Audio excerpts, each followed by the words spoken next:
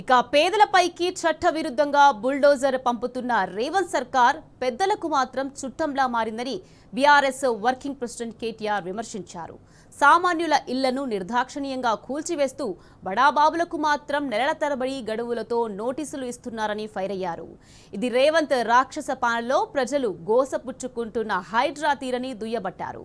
15 నెలల్లో 612 చోట్ల సామాన్యుల ఇండ్లు నేలమట్టం చేసిన కర్కశ రేవంత్ సర్కార్ బడాబాబులు, అధికార పార్టీ నాయకులు, మంత్రులు, ప్రభుత్వ పెద్దల ఇండ్లు, గెస్ట్ హౌస్ల వైపు మాత్రం కన్నెత్తి చూడట్లేదని మండిపడ్డారు.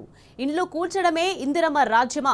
ప్రజలను భయభ్రాంతులకు గురి చేయడమే ప్రజాపాలన?